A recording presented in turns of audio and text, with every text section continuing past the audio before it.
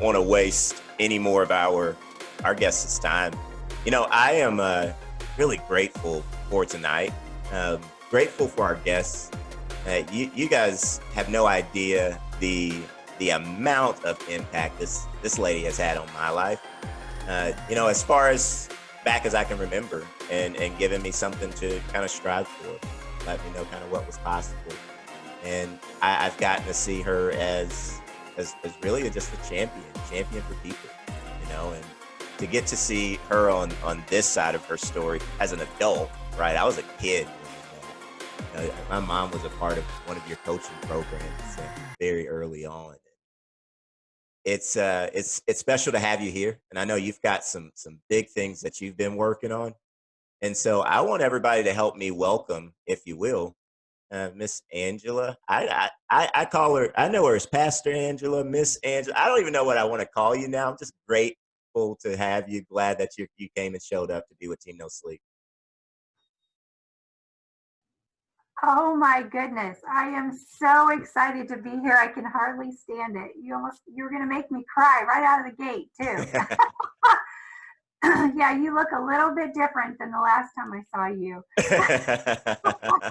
Oh That's my funny. goodness. I'm so honored to be here. And I can't tell you what a thrill it was, when you reached out to me and, just to know that sometimes when you just keep doing the right thing, you are speaking my language on here. And, when you just keep doing the right thing, you never know who's watching. And Jeremy, I had no idea that you had even paid attention. And so, until you reached out to me just a few short weeks ago. And so, it's really doing those 5 steps that you had up there, doing those when nobody's looking, doing those when you think it doesn't matter, just keeping your nose to the grind. And I like to tell people, the ladies that work with, and anybody that's on any of my teams, we take fast, imperfect action because that's where success is.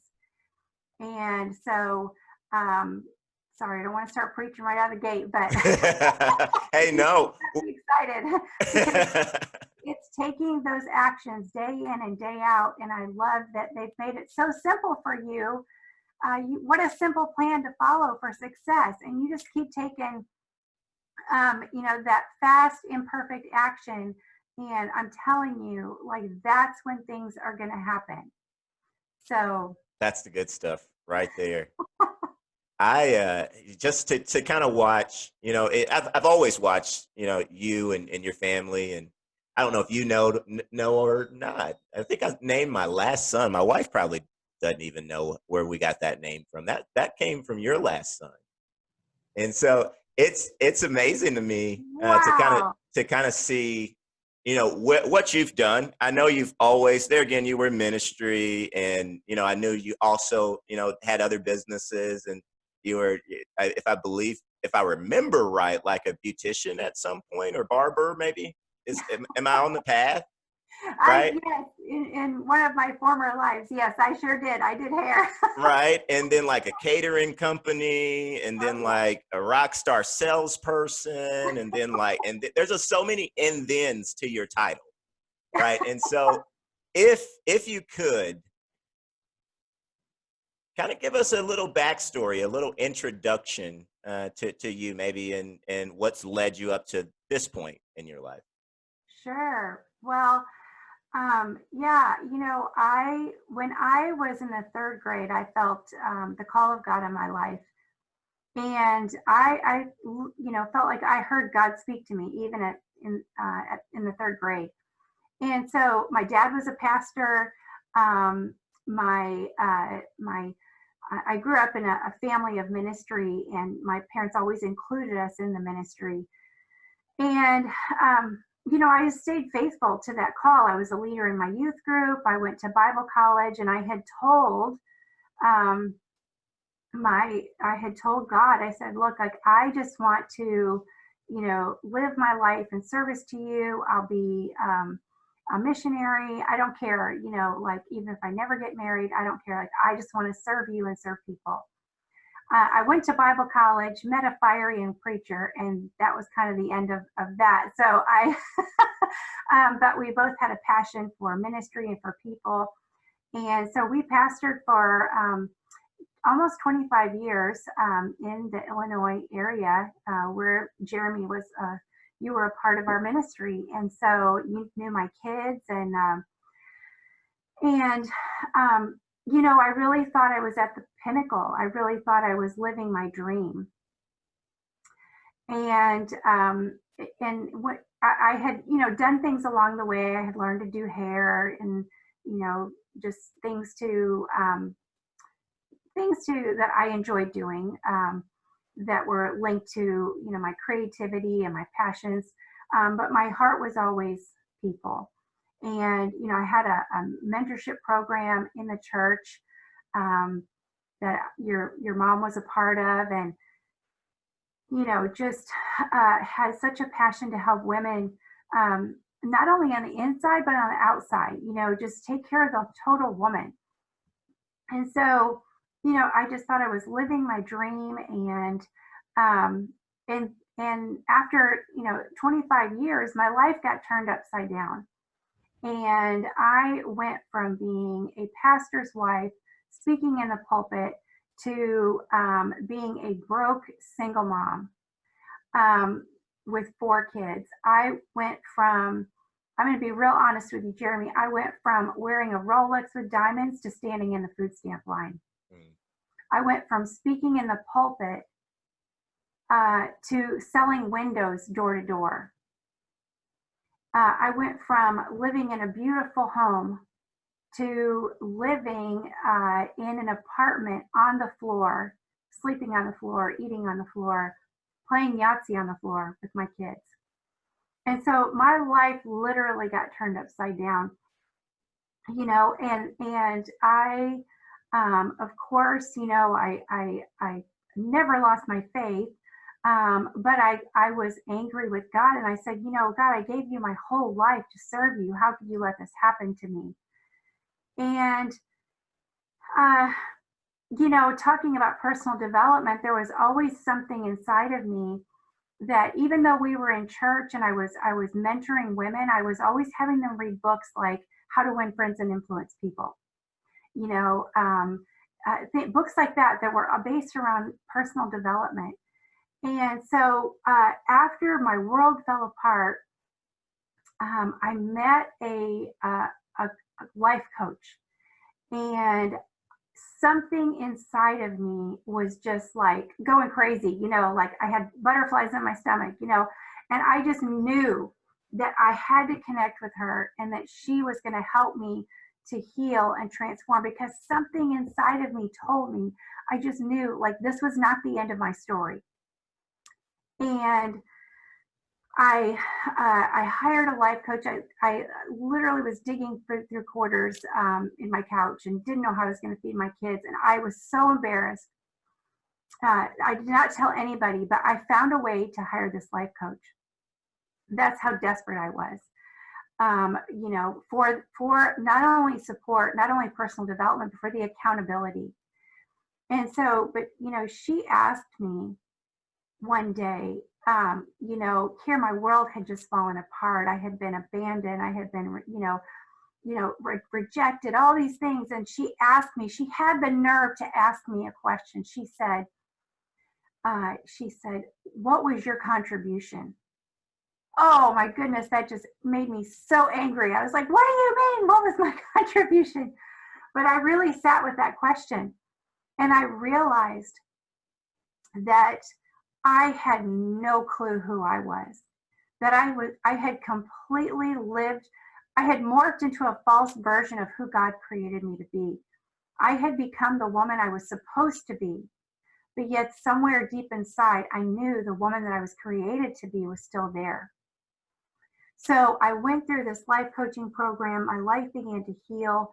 And I just knew that this is what I wanted to do with the rest of my life. I wanted to help people transform their lives by transforming mentally, emotionally, physically, spiritually, relationally, financially. Like my whole life is I eat, sleep, live, breathe transformation. And so, along the way, I decided that I knew that I had to tell my story. And not necessarily the story of what I went through, but I had to tell the story of my own life and what I had settled for. That I had settled for this life of ordinary when these this passion for an extraordinary life of impact just pulsed through my veins, and it literally kept me up at night. And so I just I realized one day that I had to tell my story, and I started writing my book, and just miracle after miracle after miracle. But I started to see how my life resembled that of a butterfly, and the process that a caterpillar goes through to becoming a butterfly. And I started looking at that I could fit like every these chapters of my life into these same stages. And then I started studying the book of Esther in the Bible, and I realized that Queen Esther went through these exact same things. She went through these exact same stages. And so that led me to writing my book. It became a bestseller. I had launched my coaching business. I'm just obsessed with helping people transform and become the best version of who they were created to be. And here's what I saw is that, when that little caterpillar, think about that little caterpillar, she's got thousands of little legs and these, beady little eyes. And so she has limited vision. Hello, Brad. You were talking about this. She has limited vision, and she's got thousands of little legs. So her mobility, her forward mobility is hindered. Life is just kind of dragging along. But something compels her into the cocoon. And a lot of times in our lives, tragedy is the very thing that compels us into the cocoon. And I got to tell you that, the cocoon and the grave look very much the same. They're both dark, lonely places, but it's what's happening on the inside that makes the difference. And so, when that little caterpillar, she feels compelled to surrender to the cocoon. And guess what happens? The cocoon hangs upside down. So I want to tell you that when your life gets turned upside down, you are perfectly positioned for transformation. People's lives have been turned upside down this year. And so that it doesn't mean the end of a thing. That means that that something new is going to start to happen. Because transition works backwards. It actually starts with an ending and ends with a new beginning. And so, when things are coming to an end in your life and you feel like, God, why have you forsaken me? I'm perfectly positioned for transition and transformation. And so I wrote my book, and I just started seeing all these revelations that God just started speaking to me and showing me that there's so much hope, that we can apply to our own lives throughout the journey of a caterpillar to a butterfly. Yeah, that's really good. And I think you broke up for just a second. It was powerful when you said it, and how transition isn't the start of a thing, or how'd you say that? Because I think that's where I lost you, and Okay. it was starting to really really good. Go ahead. Yeah, transition works backwards. There it It is. starts with an ending and ends with a new beginning. And, I think the reason I wrote the book is because so many times, not just women, but men as well, like we avoid the cocoon like the plague because, um, you know, well, I'll tell you, here's what happens. When that little caterpillar goes into the cocoon, enzymes are released that liquefy that little caterpillar into nothingness. So, we're taught as little kids that the caterpillar becomes a butterfly, but it's not true. When that little caterpillar gets inside the cocoon, she is dissolved into nothingness. And I could relate to her because my life literally dissolved into what felt like nothingness. But it's that she has to let go. See, the DNA of the butterfly is inside of the caterpillar. So the caterpillar has to be dissolved so the DNA of the butterfly can come forth. And the DNA of our purpose is inside of us. And we have to let go of the man or woman that we've become so that we can become the man or woman that we were created to be. We have to let go of the man or woman that was created by fears, failures, and imperfections so that we can live with intention and purpose. And that's right, a new creation. That's so good. And go ahead. I'm sorry, I don't want to jump in there. I'm hearing, I think about my own story, right? And kind of the things that I feel like propelled me into, my purpose, they weren't necessarily the prettiest things, right? And so I can relate when you start to talking about, it just kind of feels like everything's falling apart, but that's that place where you really start to see that transition happening, Yes. Oh my goodness. And, you said something earlier that I was on a podcast with another one of my coaches, and he asked me a question, and he asked me another time. He says, "What really drives you? What really motivates you?" And I said something that I didn't know if I could ever say it again the same way, and I don't know if I've ever said it the right way.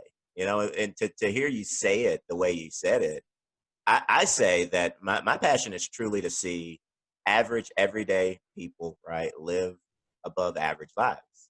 Because I feel like there's a lot of just normal people, like average in the sense of normal.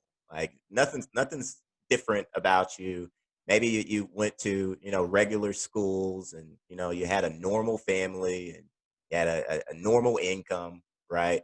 And I think we're average, normal, right, people, where we sometimes get it wrong is we get stuck in living in that average, right? Oh, yes. And to hear you kind of describe it as transformation, that's powerful. I mean, I might steal it from you. I'm just saying. Just Go for it. just saying. Go for it. So No, so true. I know you've also been, we're insurance agents. We help families to kind of protect against, obviously if the worst happens, and a lot of our clients are in two income households, and and we got a lead system, and we've got, the tools you've seen, the layout of how you get to the top. Simple, 5 things. All we got to do is check the boxes. You've been a part of the sales industry and business as a whole. Um, maybe you can relate as far as how does a person this year, not we're not talking about like our 5-year plan, right? But we're talking about this year. We're looking at it's a new year. Everybody gets optimistic. Everybody sets some sort of goals, and if we hit them, that's another thing, right? Sometimes. What advice could you give someone just getting started? I've got maybe 3 or 4 people that have never really seen themselves in a position where they worked for themselves, right? They never really owned a business.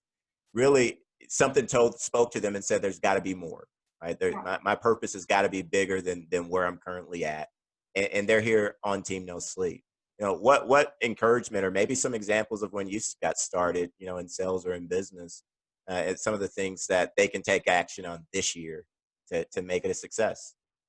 Oh, yes. I love talking about sales because sales have transformed my life and they've transformed many of your lives. And I think that we have, where you are today is a result of what you've been thinking.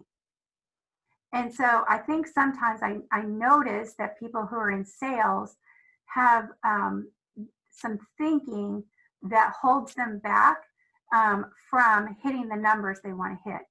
And one of those things that I first learned was that is just to get out there and go after the no's. And so here I was a pastor's wife, and all my life I'd only gone to Bible college, so I didn't have a resume that was real desirable. But I met this man, and he said, I think that you would be great at this. And so I took the job because I was desperate. I had no idea what I was going to be doing. I had no idea I was literally going to be going up to people's doors and knocking on their doors to see if they wanted to buy windows. And I was absolutely terrified. I was shy, insecure. I had just been through hell. And, but there was something inside of me, having to take care of my kids that made me hungry.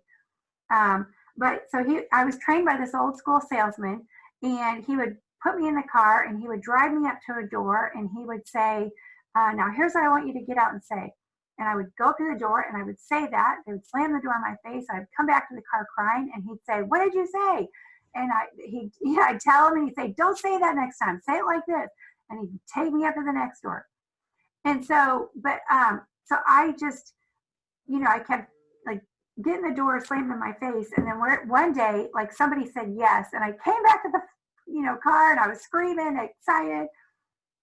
But he taught me something. And he taught me to go after the no's. And he said that after 9 no's, your yes is right there. So at some point it just becomes a numbers game. And here's where it comes back to your mindset, is that so many times we hear no and we let no define us and define our value and worth. And I realized that no has nothing to do with my value and my worth. It could be they have bad credit. It could be they have a friend that they're going to buy from, their family member or a friend. It could be that I did not make them want it bad enough. It could be because I didn't show them the value. But it had nothing to do with my value and my worth.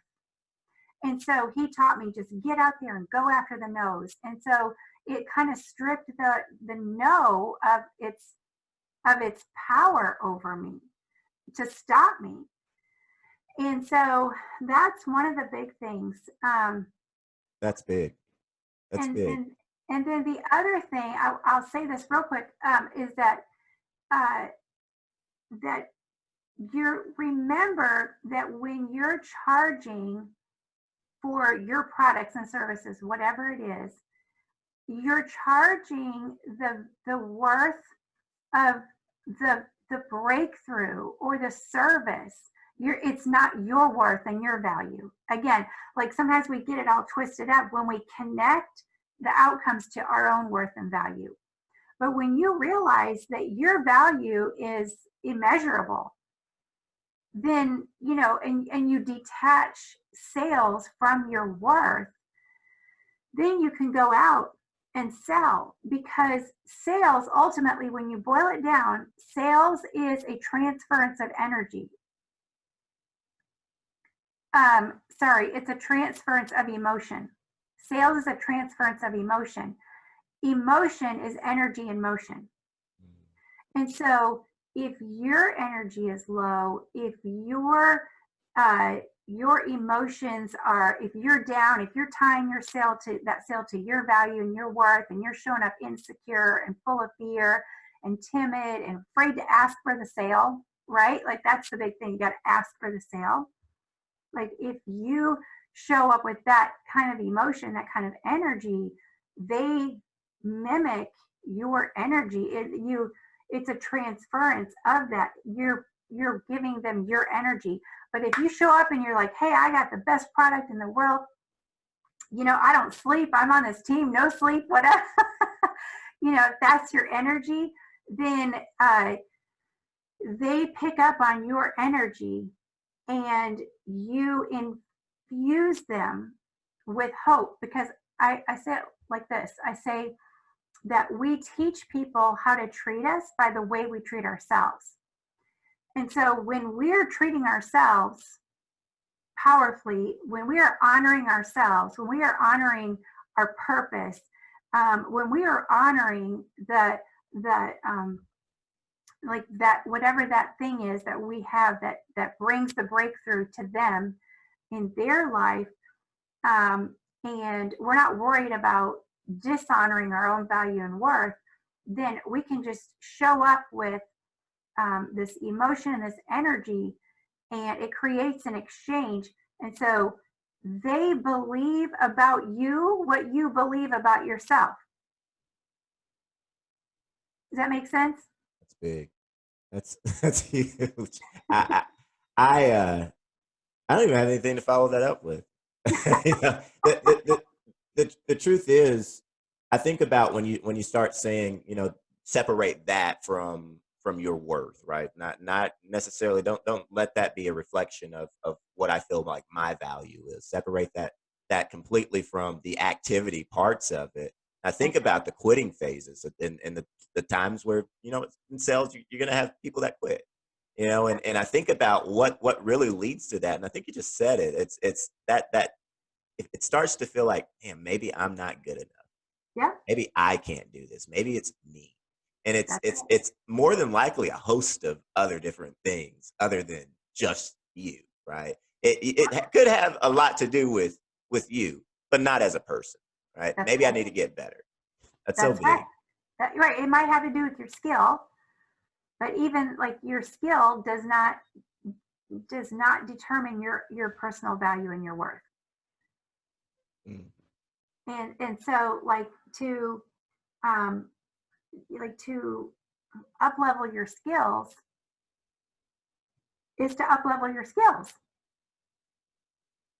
And so, but it's when we like mesh all these things together, and everything that we do, or our outcomes, when we attach it to our worth and our value, then we go right to the heart of that nasty old mindset that I'm not enough. mm, It's big.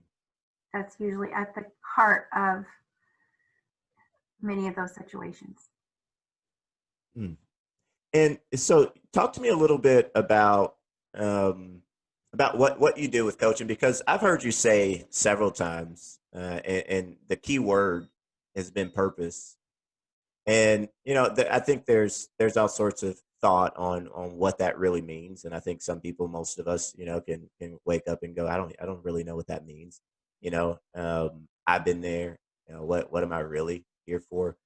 How does a person, what do you feel, what does that look like to find your purpose? I know you do a coaching program, specifically for women, and then you've got some for businesses and things of that nature, where you really dive in and focus on that. Talk to me a little bit about that. Yeah, I purpose is one of my most favorite things to talk about. And I have a little bit different view of purpose. And your purpose, I believe your purpose is inside of you. So just like I said earlier, like the DNA of your purpose, the DNA of that greatness that you're called to is already inside of you. But it's when we look outside of ourselves for that, to feel fulfilled in that purpose, and that's when we suffer in some way. And so, purpose. Well, Amelia Earhart, she crossed the transatlantic flying solo back in the 1920s, and they asked her, Amelia, how did you do this? And she said, well, it was my confidence that really allowed me to get this done. She said, I did have the skill, but it was really my confidence. But confidence to Amelia Earhart was, um, it was different. Confidence to her was the willingness to go after her impossible. And so I really feel like purpose is something that's already inside of us, and it's that impossible. Like it's that it's the call that's on our life. It's actually our reason for being here. It's the reason we exist. And so, the way that looks throughout different seasons of our life can change, but I find that usually when you find your purpose, you can see the threads of how it's been running through your life the whole time. For example, my purpose is to live and inspire transformation. And so, I think it's like 97% of the people in the world don't know what their purpose is. And so, but like Brad said earlier, the Bible says without a vision, the people perish. And so if our eyes are not set on our purpose, then one translation, it says that where there is no vision, people run amok. How many of you can say, amen, when you feel like you don't really know your why you exist, you feel like you're running amok. You're running over here and over there, and this is calling you, and this is distracting you, and the tyranny, the urgent, and the getting caught up in the daily distractions and taking care of everybody else, and blah blah blah.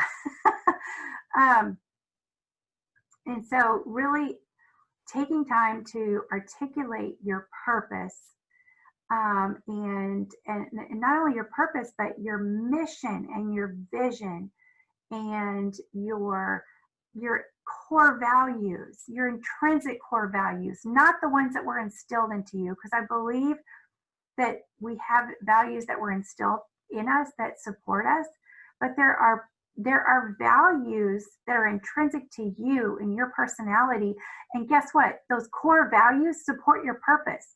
So I take you on a kind of an expedition to uncover and unearth all those things that have been in you all along, but you just haven't taken the time to articulate them and then come into alignment with them.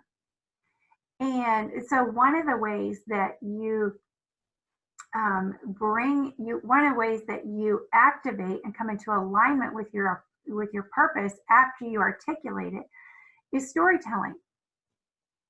And so, really being able to tell your story from a powerful perspective is part of it. Conveys your purpose. It conveys your purpose when you're selling. It conveys your purpose when you're on social media. It conveys your purpose when you're connecting with your spouse and your kids. And so, but purpose, sum it up to say that I believe your purpose is inside of you. Your purpose, if you look over at your life, you can see the threads of your purpose that have been evident all along. And so it's not necessarily, it's not finding it outside of you, but it's and so when you have your purpose, when you know your purpose, that's what allows you to be intentional. Because it's just like when you get in the car and you put in GPS, like you have to, it can sense where you are. But if you don't put anything in, if you put the wrong address in, you're going to go to the wrong place. So really being intentional about where we're going is just, it's huge. I feel like it's a missing element in most people's lives. That's big, and I've heard it said that if you know what your values are, the decisions are easy. And I think that kind of can be said about purpose, right? If I know what my purpose is and where I'm going, right? What am I here for? We talk about setting, goals, of course. We also kind of talk about commitments, and I feel like commitments are easy. if I know what my purpose is. And That's it. that commitment is, that regardless, that no matter what, that come hell or high water, whatever it is that I've set out, that goal is, that I'm committed to it. That's it. And I feel like that follows purpose. That's big. If you didn't notice, I did share in the chat. It's a long version. I'm going to share it in our chat on Ring Central as well, underneath discussion, I do believe. But it's if you're wanting to learn kind of more about Miss Angela, you can book a call right there with you, right there with that link, Yeah, and you absolutely. can have a kind of a discovery call, kind of clarity call. Yeah, absolutely. Yes. The- and what kinds of things, I know there again, author training, coaching, you're doing book writing, I'm guessing, and teaching how to do that. First off, I'd heard you kind of talk about it as far as how do I tell my story, and I bet that's a big part of that piece as far as finding purpose. But I've got another mentor of mine who says everybody should write a book, right? Like everybody should, every single person should write a book, and I feel like, that there's some value in that. And not because you're going to become a best-selling author, right? But because how else are you going to tell your story? Hmm. I think that's super important. But what kind of services as far as coaching, if I'm looking for a coach this year, for my business, what does that look like, from a access standpoint, to you, and what kind of program, what kind of process do we go through? What does that look like? Sure. Well, so I have a 12-week process for women that I take women through, and it is once a week on Zoom. Of course, now everything is on Zoom. Um, it's a smaller group, maybe 2 to 3 people in a group. And we spend the first 6 weeks today on really mindset mastery. And we really find the areas where you're just kind of operating in those old survival mindsets. Because what happens is we go through something throughout our life, whether childhood, early adult life, later in life, whatever it is, and it's something that we have to survive. Maybe divorce, loss of a job, loss of a loved one, but we go through something that we have to survive to get through it. And so thankfully our survival mechanisms kick in and help us get through whatever it is we had to go through. But what happens is once we've come through that, whatever it is we had to survive, those old survival mindsets become the undercurrents, they become the habits. And so if we're kind of operating unaware with those old survival mindsets. And so that's why we sabotage ourselves, is because when you're ready to step into thriving season of life, but you're subconsciously operating in those old survival mindsets, it pulls you back to your comfort zone. And I got to say, this is a little preachy right here, but I have to tell you that your purpose and that call that's on your life is never within the confines of your comfort zone. And so part of the process is not only just like learning to master your mindsets and, find where you're operating unaware in those old survival mindsets and start shifting them to thriving mindsets, but you need that accountability to keep pulling you up out of your comfort zone, because that's where your sweet spot is. That's where, living in your zone of genius is. And so that it's the accountability along the way. So the second 6 weeks then is when we really hone into, articulating mission, vision, purpose, passions, potential. We dig into your personality and then how that really comes together. So that's the 12-week process. I am thinking I am going to be launching a men's program because I'm helping all these women rise up and become strong. And so I get a lot of referrals. It's we don't want to leave our men behind. So I'm launching a men's coaching program in a couple weeks, and that is called Titanium, because titanium is what they build rocket ships out of. And so I'm excited about that.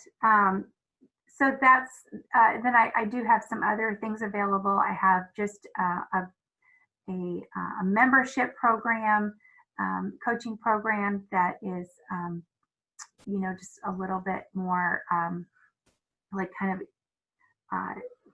you get certain things, just a membership. And so I've just got all kinds of things, but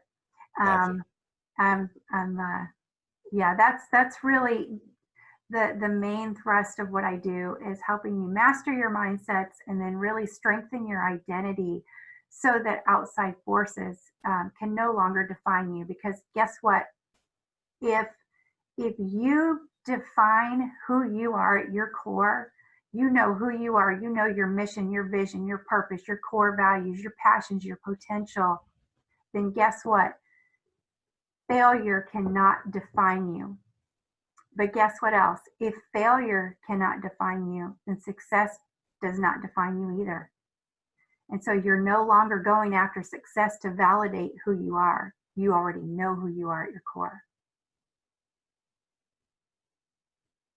Clap it up, clap it up, clap it up. I am so thankful that that you were able to join us on a Sunday, right? Like, and look at all the folks that we kept on the whole entire time, and playoffs are on. Like, they're all on here, and the playoffs are on. That's people. That's people that want to work on themselves right there, and right on time as far as everything that you kind of talked about. I've got a feeling that we're gonna be hearing some more from you in the future. You speak our language, right? As far as a company, as far as a team, hey, I'm fired up to kind of kick my week off. I don't know, AngelaAsia.com, I think, is where you can find most of that, right? Or is it Coach Angela Asia, or is it just AngelaAsia.com? Just AngelaAsia.com is a good hub. Okay. Can I just close with just a real quick story? I know it's getting late, and Let's do it. Wrap it up. I just want to tell you that, when it comes to that little caterpillar and the butterfly, I told you that when she goes into the cocoon, she's dissolved into nothingness. And I have to tell you this, that the whole time she's in the cocoon, she cannot excrete. She's face to face with her own stuff. And if we will surrender to our cocoon and come face to face with our fears, failures, and imperfections, that's what begins the transformation process. And I have to tell you this is incredible, and this is pure science. But when that little caterpillar, when she surrenders to the process and she goes through the full process of development, I got to tell you, here she is. She's fully formed butterfly, but she's still wrapped up in the cocoon. She's wrapped up in herself, around herself. She's in a tight place. The only way for her to get out is to kick her way out. And breakthrough is hard work. But she kicks and she kicks and she kicks, and she finally kicks her way out. She falls to the ground in exhaustion. And as she's laying there, she realizes, like, I've got these new things. I got to start, I feel like I'm just supposed to move them. And she starts flapping and flapping. And would you believe that as she starts to flap her wings, it forces all of the excretion that was in the cocoon with her up into her wings and into her wings. Everything you've been through, all the crap that you've been through, is what gives your wings strength to fly. You have been summoned to soar, every single one of you. You keep going. You don't have to stop. This is good. That's big. I'm so glad you didn't let me close that call out without that coming out. That was so. Do you have final words? Because we want some. I don't think anybody wants to go to bed yet. I think we're team no sleep for real. Okay. Go ahead. I'll tell you this, that the reason I named the book Summon to Soar is because that, as you go through the transformation and you get your wings and you begin to soar, you begin to fly, you can go higher than you could ever go before, right? And so, but something happens that when the butterfly starts to fly and, put the work in, something happens. She catches the tailwind, and the tailwind takes her to places that she never dreamed she could go. And guess what? When she catches the tailwind, it's effortless. She doesn't have to flap anymore. She just lets the tailwind carry her. That's for us right there. That's for us. I am, this went way, I'm definitely putting this on my YouTube channel for sure. Like you never kind of know what to expect. But you blew our expectations here. I am so happy you decided to come and share with us. I really am. We've got here it is. Let's catch that tailwind. I'm fired up about that, right? Like about catching that tailwind. I think about this team, kind of where we're headed, this road to 3.5 million that you guys have started. I think about Veronica kicking off her road to her first 90 days. I think about some of the big visions and the calls, that are on this team and the things that we're going to be doing this year. And I know we're a record-breaking team. Here it is. We are, I think, $80,000 or something like that. Wendy, I think we need $60,000 this week and $60,000 next week. Is that okay? Do you think we could do that? All right. So here it is. We are going into Ignite. And I want to be the first to tell you, like, there's no better feeling than going to a conference with momentum, with massive amounts of momentum, with pockets full of dough, right? It sucks to go to a conference when you've spent your last $200 to get there. Been there, done that. It sucks then, right? Like I promised myself after the first time, that will never, ever happen to me again. But we got 2 weeks between now and the time most of you guys are going to catch your flights. And so this is the time where we take action. This is when we make those changes and make sure that we go in on a high. Remember, I'm going to say it. Wendy, can you say it for me? Because I know that we're always, all of us, we're